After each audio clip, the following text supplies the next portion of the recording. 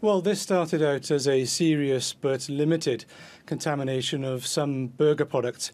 But the revelation we've had from Findus today has actually changed things. And from our perspective at the Food Standards Agency, enough is enough.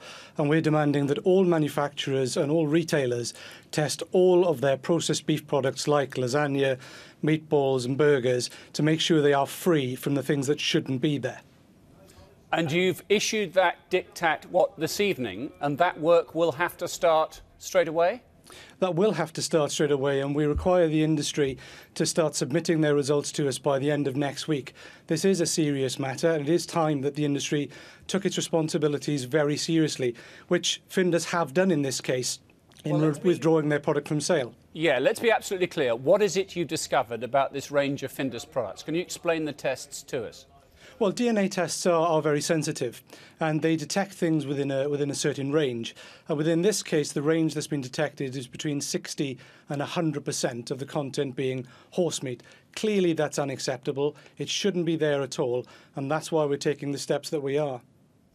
So, just to reiterate the point, because I think there's an element of incredulity about my coverage of this story, and I'm sure people listening in will find it almost unbelievable that this is the case, that in some instances, if a consumer had been to their local supermarket, bought one of these Findus products, and perhaps they've consumed it, perhaps they put it in the freezer, but either way, there is no beef in it whatsoever.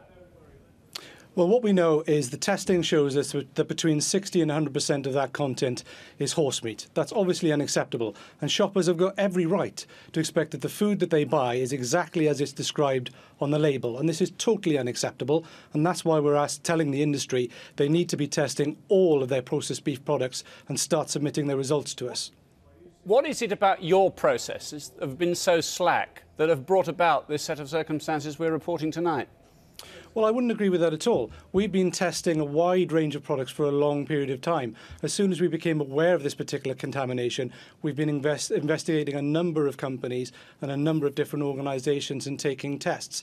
And what we're finding here are products that simply should not be present. And that's why we're taking the steps to make sure the industry takes its responsibilities very seriously. Because it's not just the question of whether people have consumed horse meat. That, as I think you've assured and other information's come through, isn't necessarily harmful to humans. What potentially is harmful to humans are drugs used in veterinary processes. And there's one particular one we've been learning about this evening known as bute or phenylbutazone. You've also found evidence of that in some of these products. No, that's not true. We've tested all of the products that have been seized so far for phenylbutazone, and they've been negative. So it's not true that it's been found. These particular products that have been withdrawn by Findus, we have required Findus to test them for phenylbutazone, and we are awaiting the results of those tests. So it's not true that these products have been tested positive for phenylbutazone. Our investigations so far have not found any food safety risk, but that doesn't mean we're complacent, and that's why these things are being properly tested. What do we know of this firm Comegel in France? Well, we're working with the French authorities at the moment. Comegel supply a number of companies within Europe and within the UK, and we're following through that investigation now with the French authorities and with the companies involved to make sure that we identify any products that are contaminated. This is not just about the supermarket food chain, though, is it?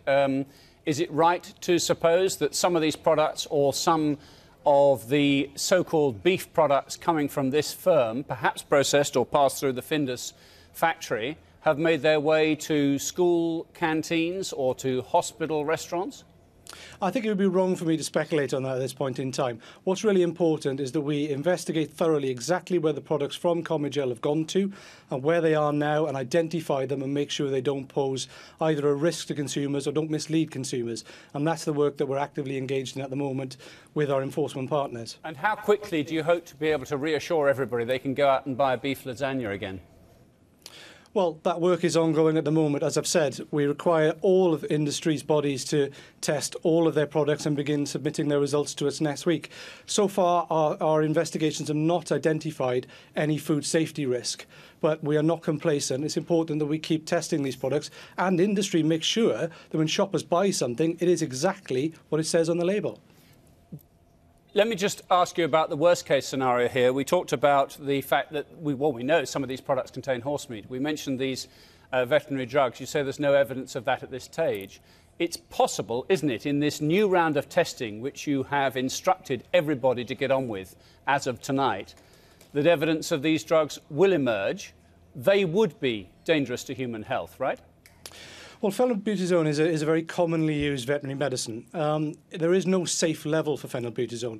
However, the chance of somebody falling ill is very rare, but we cannot rule it out. That's why it's not allowed in the food chain. So we will be testing all of these products for phenylbutazone and making sure it's not present. We do expect that businesses have made sure that none of their products have this in them. So it'd be wrong to speculate on what we might find, but we are taking steps to make sure that none of this is getting through to consumers. All right, and just finally, anybody who thinks they might have bought one of these things, what should they do with them? Well, we're advising consumers at the moment not to eat this particular product. We have required extra tests from Findus to eliminate any risk, any chance that there is a food safety risk. So I would tell them not to eat it and to return it to the place they bought it from.